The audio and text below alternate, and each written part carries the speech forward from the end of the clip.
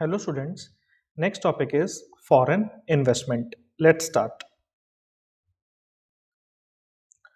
Foreign investment refers to money coming into a country from individuals, companies or governments of other countries to invest in businesses, assets और project. तो simple सा मैंने यहाँ पे मतलब लिखा हुआ है फॉरेन इन्वेस्टमेंट का।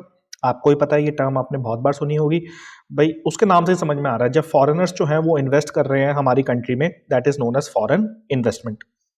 और वही लिखा है that the money coming into a country, अगर मैं इंडिया के पर्सपेक्टिव में देखूं, coming into India from the individual company of government of other country, let's take an example of US, to invest in businesses, assets or projects.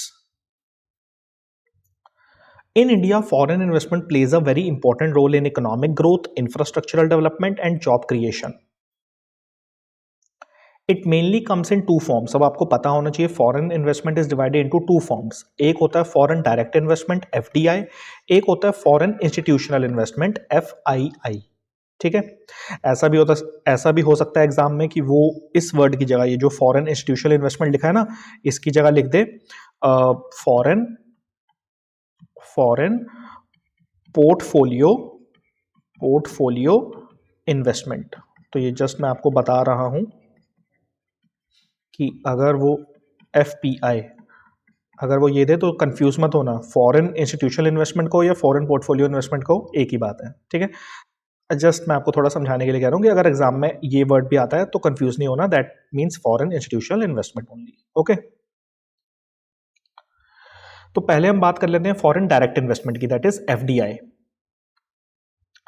FDI is when a foreign investor invest directly in an Indian company.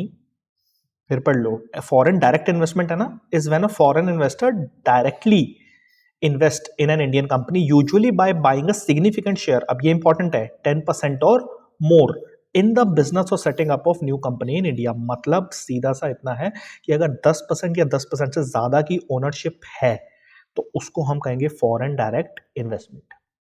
ठीक है, कि एक foreigner ने हमारे देश में invest किया और उसका जो शेयर था इन्वेस्टमेंट का वो 10% या 10% से ज्यादा का था, तो ऐसी इन्वेस्टमेंट को मैं कहूंगा foreign direct investment FDI.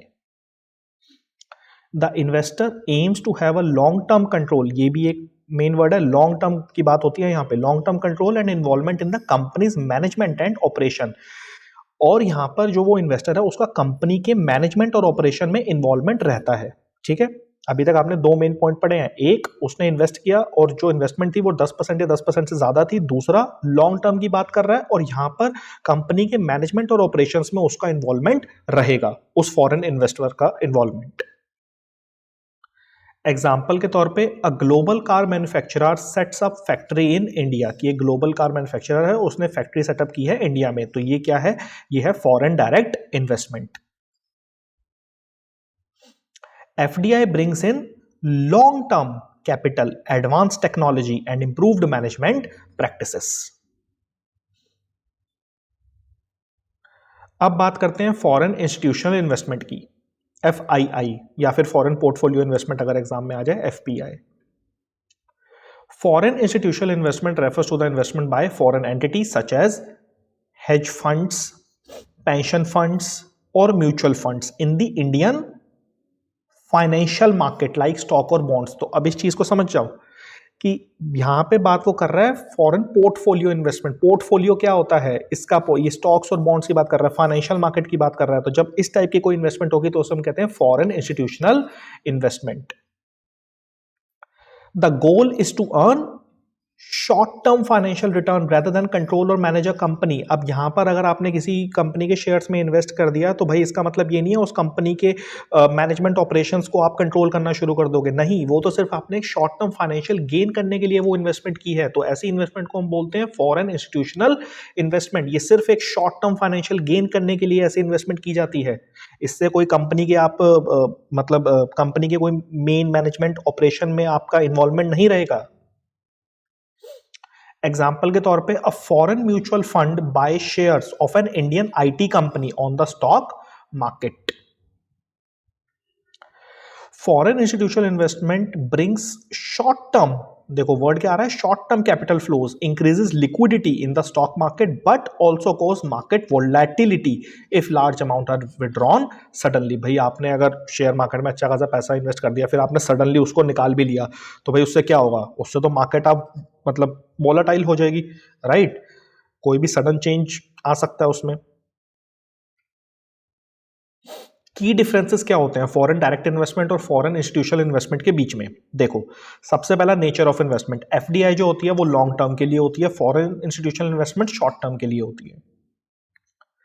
Control में अगर हम देखें, फॉरेन डायरेक्ट इन्वेस्टमेंट कंट्रोल देती है, gives ownership and management control, जबकि foreign institutional investment usually doesn't involve management control because they are only for short term financial gain.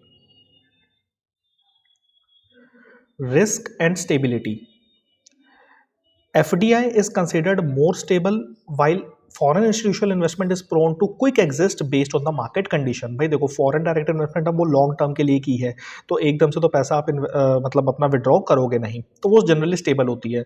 लेकिन foreign institutional investment जो है अब वो मार्केट के ऊपर डिपेंड करती है। अगर हमारी इंडियन स्टॉक मार्केट जो है वो क्रैश हो रही है या वो मतलब वो डिक्लाइन हो रही है, ठीक है, तो उस सिचुएशन में वो जो फॉरेन इन्वेस्टर है वो अपना पैसा विड्रॉ करा लेगा, तो इसीलिए it can lead to market volatility. तो फॉरेन इंस्टीट्यूशनल इन्वेस्टमेंट इतनी स्टेबल नहीं रहती। Government policies in India, India has liberalized the foreign direct investment policies in sectors like retail, manufacturing and telecom to attract more foreign investment। भाई India ने liberalise कर दिया है foreign direct investment policies को, उनके लिए आसान बना दिया है इन्वेस्टमेंट, ताकि वो ज़्यादा से ज़्यादा इन्वेस्टमेंट हमारे देश में कर सकें।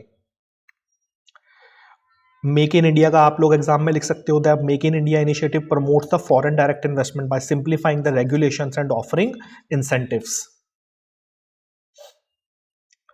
सेबी, ये आपको पता होना चाहिए क्योंकि हम बात कर रहे हैं फॉरेन इंस्टीट्यूशनल इन्वेस्टमेंट की, स्टॉक मार्केट की बात की थी ना, तो आपको थोड़ा पता होना चाहिए कि स्टॉक मार्केट का रेगुलेटर कौन होता है, मतलब इंडिया में कौन सी ऑर्गेनाइजेशन है who is the regulator of the financial market, that is SEBI, full form Securities and Exchange Board of India. So SEBI regulates the foreign institutional investments to ensure the market stability. That is all from my side. Thank you.